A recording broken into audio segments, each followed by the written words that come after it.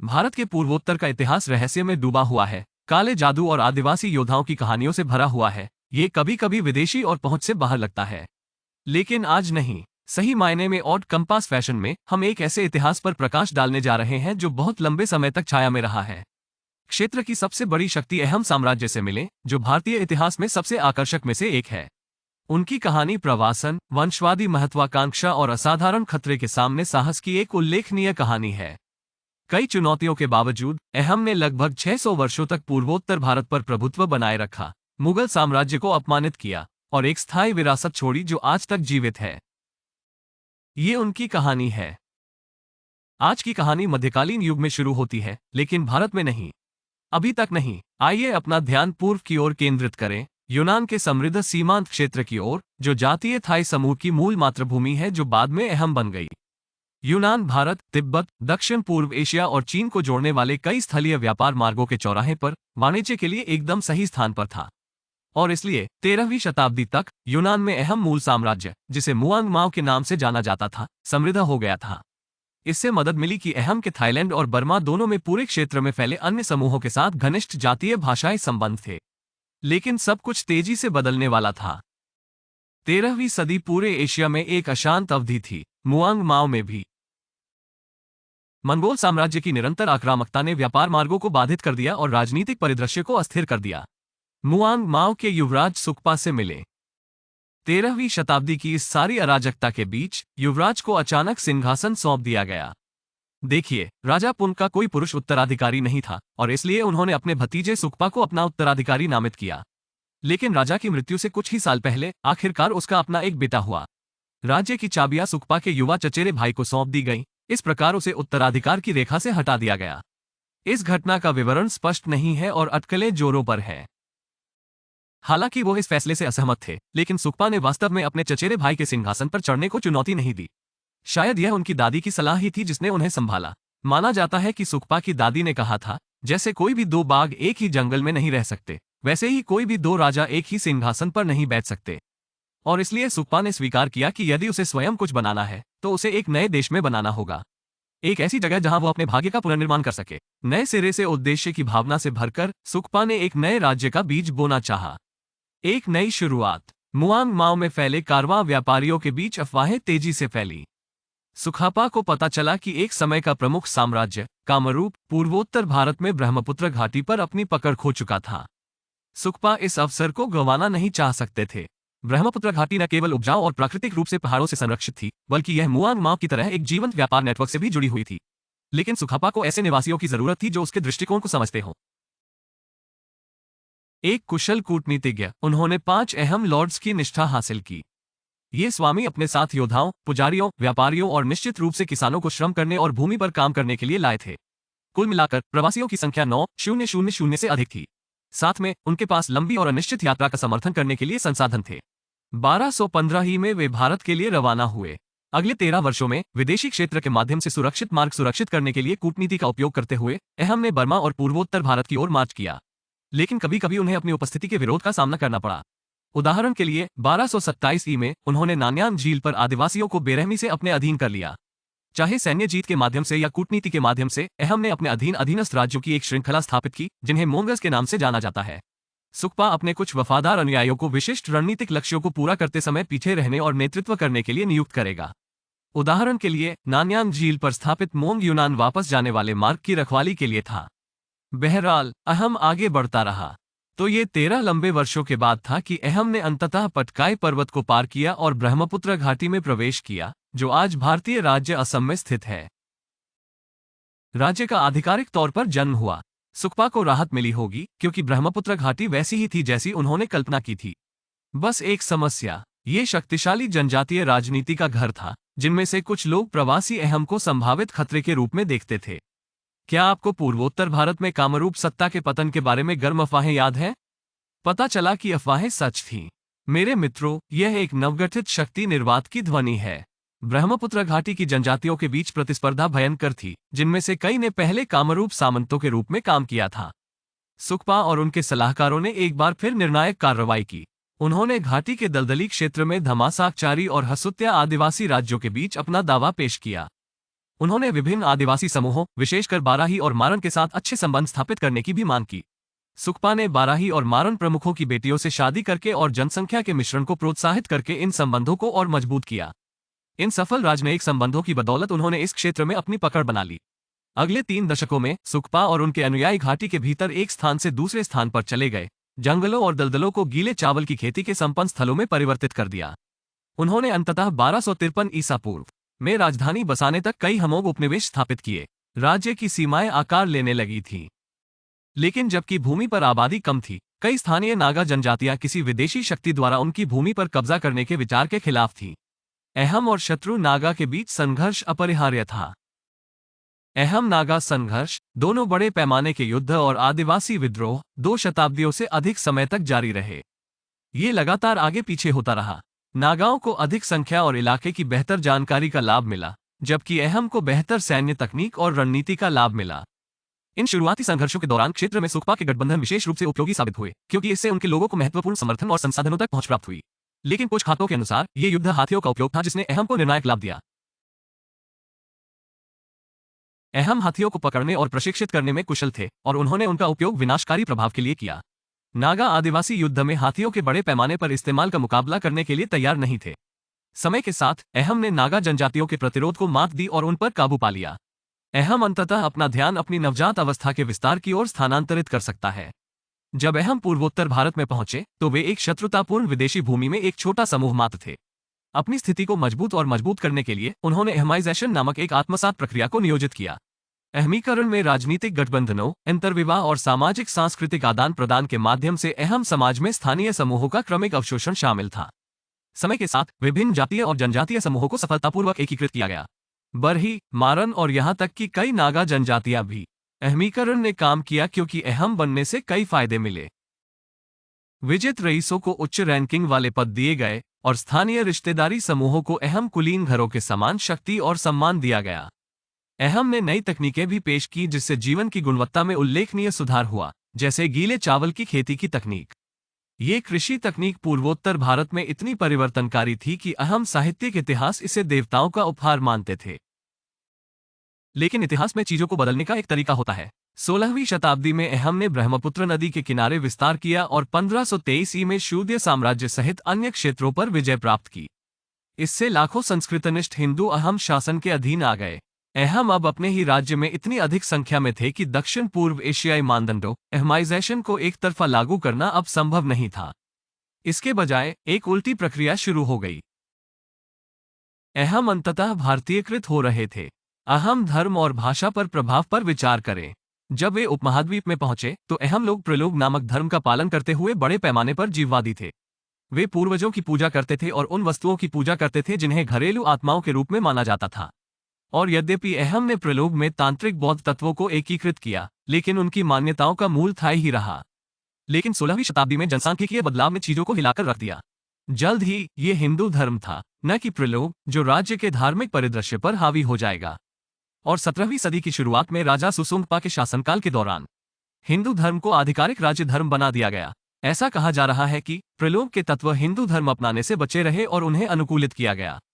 ये सुसुंगपा के शासनकाल के दौरान ही था कि अहम भाषा को धीरे धीरे अदालत की भाषा के रूप में असमिया द्वारा प्रतिस्थापित किया गया था और उनके थाई नामों के अलावा कुलीनों को संस्कृतकृत हिंदू नाम दिए गए थे। उदाहरण के लिए राजा सुसुंगपा को प्रताप सिम्हा के नाम से जाना जाता था। अहम साम्राज्य के प्रशासन की सबसे अच्छी विशेषता विशिष्ट दक्षिण पूर्व एशियाई संस्थानों की स्थापना है। इन संस्थानों ने अहम की पृष्ठभूमि को प्रतिबिंबित किया, जिन्होंने अपनी मूल थाई संस्कृति को बनाए रखा। श्रम की पाक या केल प्रणाली पर विचार करें। पाके प्रणाली ने रईसों, पुजारियों और कारीगरों को छोड़कर 15 से 50 वर्ष की आयु के बीच के सभी सक्षम पुरुषों पर अनिवार्य श्रम दायित्व लगाया। प्रत्येक आदमी एक पाके था और 4 पाके ने एक गोट बनाया। प्रत्येक को राज्य भर में विभिन्न कार्य समूहों के माध्यम से घुमाया जाएगा और प्रत्येक कार्य रोटेशन प्रति वर्ष लगभग 3 महीने तक चलेगा।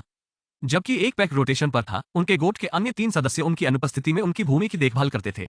उनकी सेवा के बदले में पाक्स को खेती के लिए जमीन का एक टुकड़ा दिया गया। हालांकि इसमें कई खामियां थीं, पाक प्रणाली ने राज्य को श्रम का एक सस्ता और विश्वसनीय स्रोत प्रदान किया और इसने सामाजिक एकता बनाए रखी, क्योंकि इसने अहम द्वारा शासित विविध लोगों के बीच संबंध बनाए। स्वाभाविक रूप से इस प्रणाली ने निर्माण की बाढ़ को भी जन्म दिया। कई किलेबंद शहरों और महलों, मंदिरों और मठों का निर्माण किया, जिनमें से सबसे महान ईंट और पत्थर से बनी भव्य संरचनाएं थीं, जिनमें विस्तृत नक्काशी और सजावट थी। अहम ने परती भूमि की सिंचाई के लिए कई जलाशय भी बनाए। इससे कृषि उत्पादकता में उल्लेखनीय वृद्धि हुई और उन्होंने अपने जनसंख्या केंद्रों को जोड़ने के लिए सड़कों और पुलों का एक नेटवर्क बनाया, जिससे प्रवासन और व्यापार में आसानी हुई। और व्यापार और वाणिज्य, राजनीतिक क्षेत्र में भी नवप्रवर्तन किए गए। अहम ने नेतृत्व का एक रूप लागू किया जिसे पात्रा प्रणाली के नाम से जाना जाता है। इस प्रणाली के तहत राज्य के 5 महान अधिकारियों में से प्रत्येक को शक्तिशाली कुलीन घरों में से एक से चुना जाता था। इन अधिकारियों के अलग अलग कार्य थे। कुछ ने क्षेत्रीय गवर्नर के रूप में कार्य किया और अन्य ने सैन्य क्षमता में कार्य किया, लेकिन वे सभी राजा के सलाहकार थे। बाद में इन अधिकारियों को राजा के लिए मंत्रियों की एक परिषद में संगठित किया गया, जिन्हें पात्र मंत्री कहा जाता था। और अधिकारियों में से एक को अतिरिक्त जिम्मेदारियों और शक्तियों के साथ राजमंत्री या प्रधानमंत्री नामित किया जाएगा। पात्रा प्रणाली अहम शासन का एक महत्वपूर्ण पहलू थी। इसका उद्देश्य किसी एक अधिकारी या गुट को बहुत अधिक प्रभाव जमा करने से रोकना और यह सुनिश्चित करना था कि विभिन्न कुलीन घरों के बीच सत्ता का उचित वितरण हो। इस प्रकार 17वीं शताब्दी की शुरुआत तक भारत में अपने आगमन के 350 से अधिक वर्षों के बाद अहम ने अपने राज्य को एक क्षेत्रीय शक्ति केंद्र के रूप में विकसित कर लिया था। विडंबना यह है कि अहम की बढ़ती संपत्ति और भू राजनीतिक महत्व ने मुगल साम्राज्य के लिए एक लक्ष्य बना दिया है, जो पहले से ही दक्षिण भारत में प्रवेश कर रहा था। अब उसे पूर्वोत्तर गलियारे में अवसर दिखाई दे रहा है। लेकिन अहम बिना लड़ाई के नीचे जाने वाले नहीं थे। 16वीं शताब्दी के अंत में मुगलों द्वारा बंगाल पर कब्जा करने के साथ अहम लोग अपने पड़ोस में इस नई शाही शक्ति द्वारा उत्पन्न खतरों के बारे में अच्छी तरह से जानते थे, और इसलिए उन्होंने रक्षा के लिए एक सक्रिय दृष्टिकोण अपनाया। उन्होंने किलेबंदी की, सैनिकों को प्रशिक्षित किया और हथियार और युद्ध सामग्री जमा की। और अपने पश्चिमी मोर्चे पर उन्होंने खोजोजो का समर्थन किया, यह उम्मीद करते हुए कि यह आगे मुगल विस्तार के खिलाफ एक बफर राज्य के रूप में काम करेगा। ये बफर लंबे समय तक नहीं चला। 1614 में मुगलों ने आसानी से खोजोजो पर कब्जा कर लिया। मुगल साम्राज्य की सीमा अब सीधे अहम साम्राज्य तक पहुंचने के कारण तनाव बहुत बढ़ गया था। ये स्पष्ट था कि अहम विजय की कतार में अगले थे। मुगलों ने आक्रमण करने का कोई न कोई बहाना ढूंढ लिया, और इसलिए उन्होंने व्यापारियों को अहम क्षेत्र में अगरवुड की अवैध कटाई के लिए इस उम्मीद में भेजा कि इससे प्रतिक्रिया भड़केगी। स्पॉइलर अलर्ट, ऐसा हुआ। अहम ने कई अनधिकृत व्यापारियों को पकड़कर और उन्हें मारकर जवाब दिया। पुलिस की इस कार्यवाही ने युद्ध का बहाना उपलब्ध करा दिया। 1616 ही में मुगल साम्राज्य ने अहम पर आक्रमण करने के लिए बंगाली अधीनस्थों का उपयोग किया। लेकिन अगर आपको याद हो तो अहम अच्छी तरह से तैयार थे। वे एक बेहतर रक्षात्मक स्थिति में वापस आ गए और समर्था के किले वाले शहर में अपनी पकड़ बनाए रखी। समर्था में अहम ने हमलावर मुगल सेना को पूरी तरह से हरा दिया। अहम की जीत की खबर पूरे उपमहाद्वीप में फैल गई, लेकिन जीत अधूरी थी। अगले कुछ दशकों में लगातार आगे पीछे होता रहा। प्रत्येक पक्ष ने व्यापार प्रतिबंध से लेकर हिंसक छापे और कैदियों की अदला बदली तक लाभ सुरक्षित करने के लिए अप्रत्यक्ष और प्रत्यक्ष दोनों तरीकों का इस्तेमाल किया। 1662 में जब सम्राट औरंगजेब ने मीर जुमला द्वितीय को नियुक्त किया, बंगाल का वायसराय, औरंगजेब ने उसे अंततः अहम साम्राज्य को जीतने का काम सौंपा। मीर जुमला ने एक बड़ा नौसैनिक बेड़ा इकट्ठा किया, जिसमें पुर्तगाली, डच और अंग्रेजी नाविक शामिल थे, और सबसे पहले कमराप के क्षेत्र को निशाना बनाते हुए ब्रह्मपुत्र नदी को आगे बढ़ाया। प्रारंभ में अहम ने लगभग कोई संगठित प्रतिरोध नहीं किया।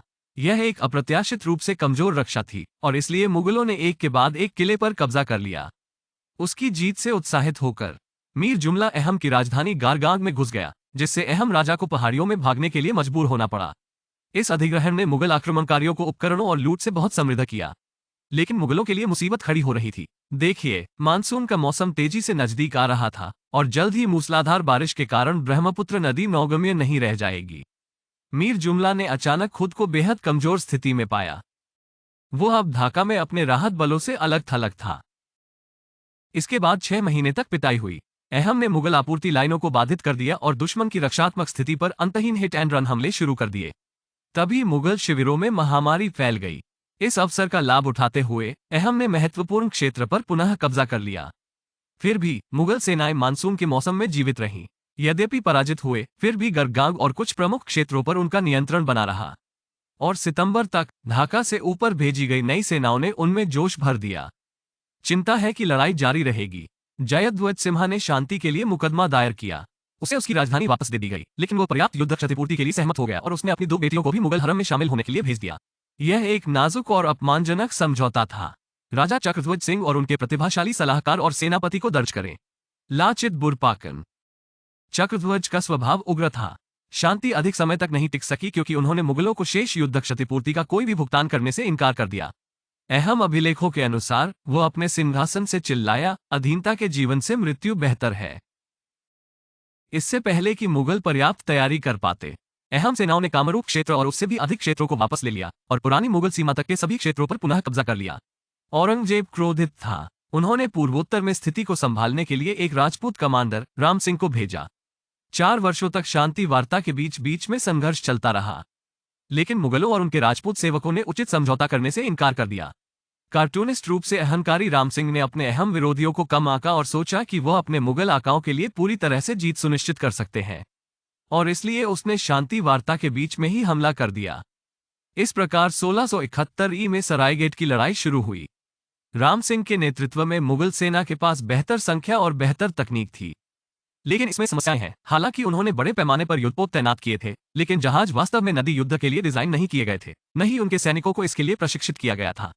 इसके विपरीत लाचित बोरपुकन के नेतृत्व में अहम बलों को ब्रह्मपुत्र नदी का गहन ज्ञान था।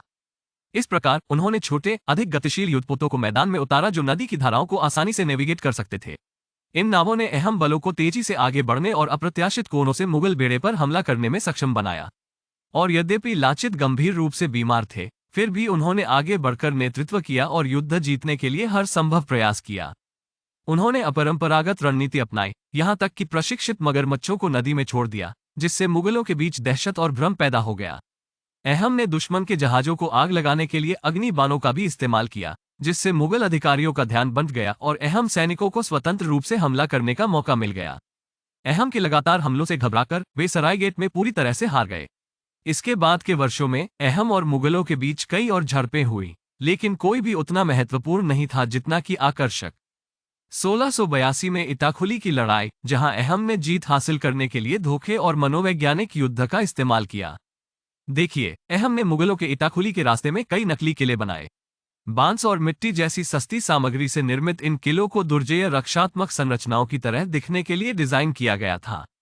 मुगलों ने इन किलों पर कब्जा करने की कोशिश में बहुमूल्य समय और संसाधन बर्बाद किए, और ऐसा करते समय अहम बलों द्वारा उन पर लगातार घात लगाकर हमला किया गया, जो भारी हताहत करने के लिए हिट एंड रन रणनीति का उपयोग कर रहे थे। मुगलों ने पीछे हटने का फैसला किया और अहम एक बार फिर विजयी हुआ, लेकिन इस बार दीर्घकालिक शांति सुरक्षित हो गई। मुगल साम्राज्य अब पूर्वोत्तर में खतरा पैदा नहीं करेगा। अब पूर्वोत्तर के स्थिर होने के साथ अहम साम्राज्य का तेजी से विस्तार हुआ और उसने अपने पड़ोसियों दमसक, कचारी और जैंतिया साम्राज्यों पर पूरी तरह से कब्जा कर लिया। वास्तव में मुगल संघर्षों के बाद के युग में अहम एक स्वर्ण युग से गुजरा, क्षेत्रीय विस्तार और आर्थिक समृद्धि के मामले में अपने चरम पर पहुंच गया। लेकिन 18वीं शताब्दी के मध्य तक एक सुधार उन्मुख हिंदू संप्रदाय अहम साम्राज्य के किसानों के बीच जंगल की आग की तरह फैल गया था, जो उन्हें समान अधिकार और अवसर देने का वादा करता था। इस नए संप्रदाय को दबाने के प्रयास विफल रहे। जल्द ही तनाव एक विनाशकारी गृहयुद्ध मुअम्मारिया विद्रोह में बदल गया। नुकसान को कम करके नहीं आंका जाना चाहिए। सदी के अंत तक अहम की आबादी आश्चर्यजनक रूप से 50% कम हो गई। अन्य शक्तियों ने लाभ उठाने की कोशिश की। 19वीं सदी की शुरुआत में बर्मी लोगों ने हस्तक्षेप किया और इसके बाद अंग्रेजों ने अहम साम्राज्य पर अंतिम कब्जा कर लिया। तो यह 1826 ई में अहम था।